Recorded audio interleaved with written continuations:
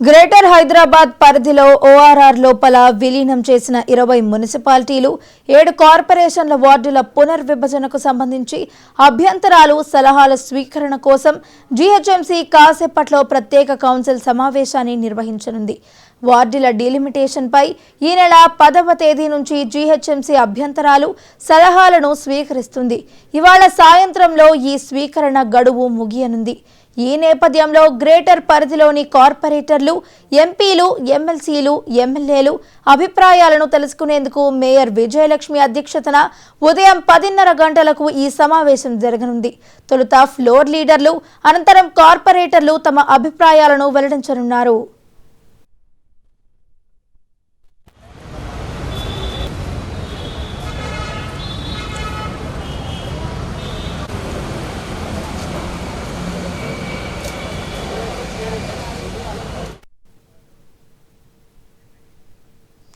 Delimitation శాస్త్రీయంగా జరగలేదంటూ ప్రజాప్రతినిధుల నుంచి అభ్యంతరాలు వ్యక్తమవుతున్నాయి.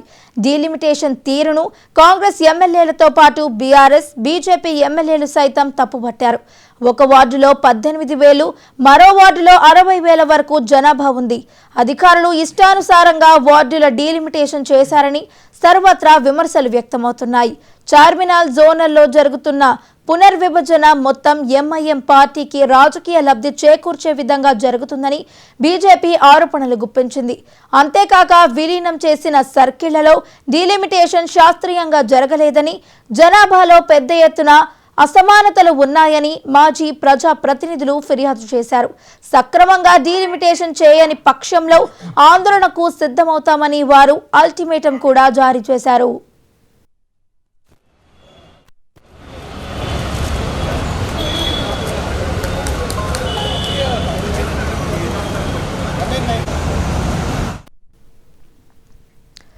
డీలిమిటేషన్ ఏకపక్షంగా జరిగిందంటూ బీజేపీ పార్టీకి చెందిన కార్పొరేటర్లు కౌన్సిల్ సమావేశానికి ముందే ప్రధాన కార్యాలయం ముందు నిరసనలు చేపట్టేందుకు సిద్ధమైనట్లు సమాచారం.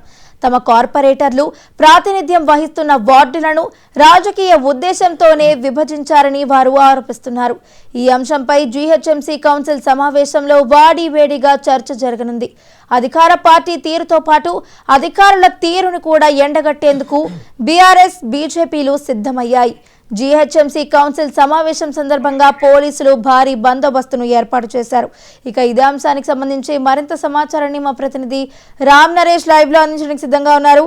రామ్ నరేష్, చెప్పండి, నేడు జీహెచ్ఎంసీ ప్రత్యేక కౌన్సిల్ సమావేశం నిర్వహించనున్నట్టు తెలుస్తుంది. వార్డుల డీలిమిటేషన్ అభ్యంతరాలపై కూడా తీవ్ర చర్చ జరగనున్నట్టు తెలుస్తుంది. దీనికి సంబంధించి పూర్తి డీటెయిల్స్ ఏ విధంగా ఉన్నాయి?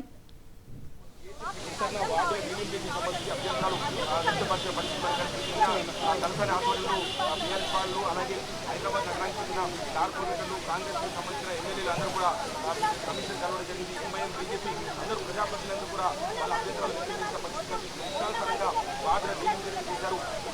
వైష్ణవి, జీహెచ్ఎంసీకి సంబంధించేసి జీహెచ్ఎంసీలో ఏదైతే ఓఆర్ఆర్ పరిధిలో ఉన్న 20 మున్సిపాలిటీలు, అదేవిధంగా 7 కార్పొరేషన్లు విలీనం చేస్తూ రాష్ట్ర ప్రభుత్వం నిర్ణయం తీసుకుంది. అయితే జీహెచ్ఎంసీలో ఉన్న 150 వార్డులను 300 వార్డులుగా విభజిస్తూ కూడా డీలిమిటేషన్ చేసింది.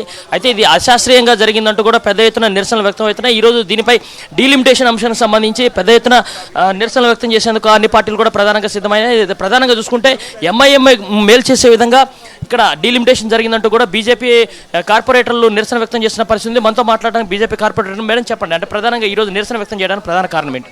చూడండి, ఎప్పుడైతే డీలిమిటేషన్ చేశారో, ఎందుకు చేశారో, ఎలా చేశారో ఆ వివరణలు ఇవ్వాలి. పబ్లిక్ రిప్రజెంటేటివ్గా ఉన్నాం, అట్లీస్ట్ మాకన్నా చెప్పాలి, ప్రజలకి కూడా చెప్పాలి. అంతేకాని కేవలం హడావిడిగా ఏదో వీళ్ళ రియల్ ఎస్టేట్ భూములు ఉన్నాయి, ఆ భూముల ధర పెంచడానికి, లేకపోతే ఎంఐఎం వాళ్ళకి హైదరాబాద్ని అమ్మేయడానికి అని చెప్తే మాత్రం ప్రజలు ఊరుకోరు. ఈ రోజు వాళ్ళు ఒక గెజెట్ ఇచ్చారు. ఆ గెజెట్లో ఎలాంటి వివరాలు లేదు, మ్యాపింగ్ లేదు, పాపులేషన్ డేటా లేదు. మీరు ఏ ప్రకారంగా తీశారో తెలియదు. అడిగితే అడ్మినిస్ట్రేటివ్ ప్రకారంగా మేము చేశాము అని అంటున్నారు. మళ్ళీ మీరు అడ్మినిస్ట్రేటివ్ ప్రకారంగా డివిజన్స్ చేస్తే రెవెన్యూ వేరే ఏరియాలో ఉంటే అవి ఎలా కలిపారు, అసెంబ్లీలో ఎలా కలిపారు, మళ్ళీ ఇవన్నీ ఎలా కలుపుకుంటూ పోయారు. కాబట్టి మాకు వివరణ తెలిసేంతవరకు మేము పోరాడతాము. అలా కావాలంటే సమయం తీసుకోండి, కానీ హడావిడిగా ఏదో ఎంఐఎంకి మంచి చేయాలంటే మాత్రం మేము ఊరుకోం.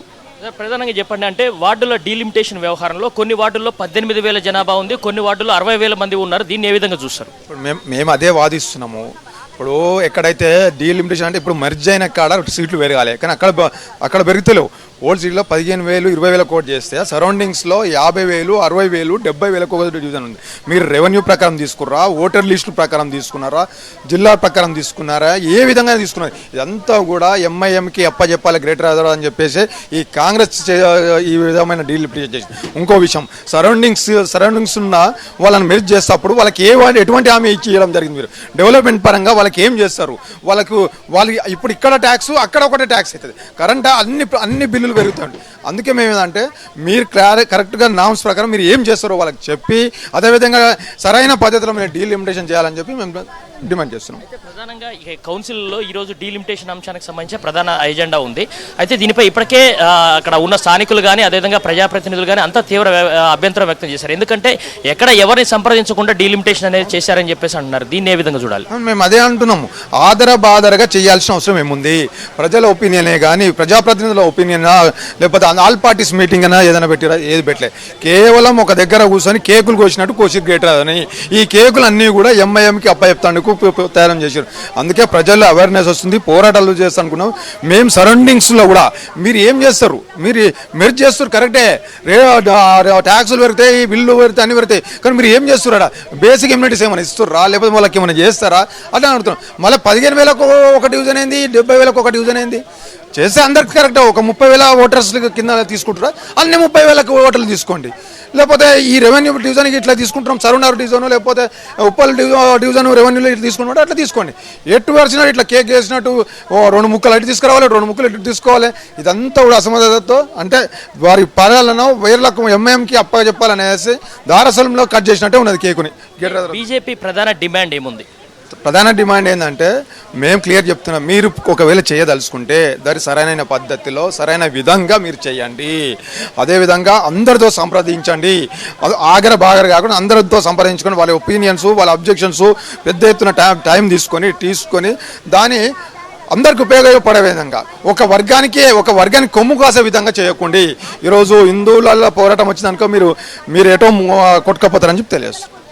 ఇది మొత్తంగా చూసుకుంటే జీహెచ్ఎంసీలో ఏదైతే వార్డుల పునర్విభజన జరిగిందో ఆ పునర్విభజన శాస్త్రీయంగా జరగలేదు, కేవలం ఎంఐఎంకు మేలు చేసే విధంగానే ఈ పునర్విభజన జరిగిందంటూ కూడా ఈ దీంట్లో కాంగ్రెస్ పార్టీకి సంబంధించిన అధికార పార్టీకి సంబంధించిన నేతల హస్తం ఉందంటూ కూడా వీళ్ళు ఆందోళన వ్యక్తం చేస్తున్న పరిస్థితి ఉంది. దీనిపై కౌన్సిల్లో కూడా తీవ్ర స్థాయిలో అసంతృప్తి అదేవిధంగా నిరసనలు వ్యక్తం చేస్తామని చెప్పేసి ఏదైతే డీలిమిటేషన్ జరిగిందో దానిపై ఇప్పటికైనా మళ్ళీ శాస్త్రీయంగా ప్రజల అభిప్రాయాలు తీసుకోవాలి, ప్రజాప్రతినిధుల అభిప్రాయాలు తీసుకోవాలి.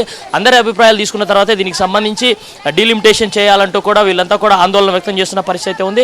మరోవైపు పార్టీకి సంబంధించి అంటే ఇటు కాంగ్రెస్ పార్టీకి సంబంధించిన ఎమ్మెల్యేలు కూడా దీనిపై కొంత అభ్యంతరం వ్యక్తం చేస్తున్నారు. ఎవరిని సంప్రదించకుండా ఏ విధంగా చేస్తారంటూ కూడా వాళ్ళు కూడా అభ్యంతరం వ్యక్తం చేస్తున్నారు. అదేవిధంగా దాదాపు 3,000కు పైగా అభ్యంతరాలు వచ్చాయంటే వారం రోజుల్లో 3,000కు పైగా అభ్యంతరాలు వచ్చాయంటే ఇది శాస్త్రీయంగా జరగలేదని చెప్పి విమర్శలు పెద్ద ఎత్తున వస్తున్నాయి. మరోవైపు బీఆర్ఎస్ పార్టీ కూడా దీనికి సంబంధించి డీలిమిటేషన్ శాస్త్రీయంగా జరగలేదు, కేవలం అధికార పార్టీ అనుకూలం కోసం అని చెప్పేసి డీలిమిటేషన్ చేశారు. పూర్తి స్థాయిలో డీలిమిటేషన్కి సంబంధించి మళ్ళీ పునర్విభజనకు సంబంధించేసి పూర్తి స్థాయిలో శాస్త్రీయంగా పునర్విభజన జరగాలి, దీనిపై అవసరమైతే న్యాయ పోరాటం కూడా చేస్తామన్నారు. ఇప్పటికే కొంతమంది హైకోర్టును కూడా ఆశ్రయించడం జరిగింది. నిన్న లంచ్ మోషన్ పిటిషన్ ఇద్దరు దాఖలు చేయడం జరిగింది. దానిపై ఈరోజు విచారణ కూడా చేస్తామని చెప్పి హైకోర్టు చెప్పిన నేపథ్యంలో ఇటు కౌన్సిల్ సమావేశంలో కూడా కొంచెం గట్టిగానే నిరసనలు వ్యక్తం చేసే పరిస్థితి అయితే ఉందని చెప్పుకోవచ్చు. అధికారుల తీరుపై ప్రభుత్వం తీరుపై మండిపడే అవకాశాలు అయితే ఎక్కువగానే ఈ నేపథ్యంలోనే కౌన్సిల్ సమావేశం వద్ద భారీ బందోబస్తు అయితే ఏర్పాటు చేయడం జరిగింది. వైష్ణవి, రామ్ నరేష్, అయితే ఇటు ఈ డీలిమిటేషన్ ప్రాసెస్లో ఇటు అధికార పార్టీ హస్తం కూడా ఉందంటూ కూడా అక్కడ ప్రజాప్రతినిధులు అయితే చెప్తున్నారు. మరోవైపు దీనికి సంబంధించి విపక్షాల్లో కూడా చాలా డౌట్స్ ఉన్నాయి. మరి ఈ సమావేశంలో అయినా వాటికి సంబంధించి ఒక స్పష్టమైన క్లారిటీ వస్తుందని అనుకోవచ్చా? అది నువ్వే మెయింటైన్ చేయాలి.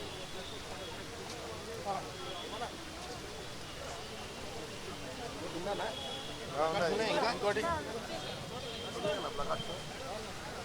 సురేఖ బాగా చేసింది అది యా ఈ డీలిమిటేషన్ సంబంధించి ఏదైతే ఓఆర్ఆర్ పరిధిలో ఉన్న 20 మున్సిపాలిటీలు 7 కార్పొరేషన్లకు సంబంధించి విలీనం చేశారు. దీంతో దాదాపు జిహెచ్ఎంసీ పరిధి అనేది 2000 చదరపు కిలోమీటర్లు పెరిగింది. ఈ 2000 చదరపు కిలోమీటర్లకు సంబంధించి డీలిమిటేషన్ సరిగా చేయలేదు. అంటే అక్కడ ఉన్న మున్సిపాలిటీలు కానీ కార్పొరేషన్లకు సంబంధించి సర్కిళ్ళు అంటే గతంలో ఉన్న వార్డులు ఏవైతే ఆ వార్డుల సంఖ్య తగ్గించారు. అక్కడ ప్రజాప్రతినిధులు దాదాపు అంటే ఒక మేడ్చల్ నియోజకవర్గానికి సంబంధించి చూసుకుంటే దాదాపు 200 మందికి పైగా అక్కడ కార్పొరేటర్లు కానీ వార్డు మెంబర్లు కానీ వీళ్ళంతా ఉన్నారు. కానీ ఇప్పుడు కేవలం 16 డివిజన్ వార్డులు చేయడం వల్ల అక్కడ ఉన్న అధికారులు అంటే అక్కడ ఉన్న ప్రజాప్రతినిధులు మొత్తం కూడా తమ అవకాశాలను కోల్పోతున్నారు. ఇది శాస్త్రీయంగా జరగలేదు. కొన్ని వార్డుల్లో 18,000 మరికొన్ని వార్డుల్లో 60,000 70,000 ఉన్నాయి. ఇది ఎలా శాస్త్రీయం అంటే చేస్తే అందరికీ ఈక్వల్గా ఉండాలి, ఓటర్లంతా కూడా ఈక్వల్గా ఉండాలి. అదేవిధంగా ఏదైతే శివారు ప్రాంతాల్లో కాలనీలు పెరిగే అవకాశం ఉంది కాబట్టి దానికి సంబంధించి కూడా ముందు అంటే రాబోయే తరాలను అంటే జనాభా పెరుగుతుంది కాబట్టి దాని ప్రాతిపదికన కూడా విభజన జరగాలి. కానీ అలాంటిది ఏమి జరగలేదు. ఉన్న వాటిని ఇష్టానుసారంగా అధికారులు రూమ్లో కూర్చొని గూగుల్ మ్యాప్ల ద్వారానే ఈ బైఫర్గేషన్ చేశారు కాబట్టి దీనిపై పూర్తి స్థాయిలో అభ్యంతరాలు వ్యక్తమవుతున్న నేపథ్యంలో ఈరోజు కౌన్సిల్ సమావేశంలో అధికారులు ఏ విధంగా చేశారు ఏంటి అనే దానిపై ఇటు బీజేపీ కానీ ఇటు బీఆర్ఎస్ పార్టీ కానీ నిలదీసే అవకాశం ఉంది. దీనికి సంబంధించి సరైన సమాధానం కావాలి. మళ్ళీ దీనిపై ఏదైతే డీలిమిటేషన్ చేశారో ఈ డీలిమిటేషన్ మళ్ళీ పూర్తి స్థాయిలో క్షేత్రస్థాయి పరిశీలన చేసి ఆ తర్వాతనే డీలిమిటేషన్ చేయాలి. లేకుంటే తాము ఒప్పుకునేది లేదు అంటూ కూడా నిరసనలు వ్యక్తం చేస్తాం, ప్రజా పోరాటం కూడా చేస్తామంటూ కూడా అందరూ ఆవేదన వ్యక్తం చేస్తున్న పరిస్థితి ఉంది. మరోవైపు ఈ డీలిమిటేషన్ సంబంధించి అధికారులు స్పష్టమైన హామీ ఇవ్వాలి. దీనికి సంబంధించి అంటే ఏ విధంగా చేశారు ఏంటి, క్షేత్రస్థాయి పర్యటన చేశారా, అక్కడ ఉన్న ప్రజలు కానీ అదేవిధంగా ప్రజాప్రతినిధులకు సంబంధించిన అభిప్రాయాలు తీసుకున్నారా, అఖిలపక్ష మీటింగ్ ఏమైనా పెట్టారా, ఇవన్నీ ఏం జరగకుండా కేవలం 4 రోజుల్లో డీలిమిటేషన్ అనేది ఎలా చేస్తారంటూ కూడా ప్రశ్నించే అవకాశాలు ఉన్నాయి. దీంతో కౌన్సిల్ సమావేశం చాలా వాడివేడిగా జరిగే అవకాశాలు అయితే కనిపిస్తున్నాయి. Vaishnavi. Right, thank you Ram Naresh.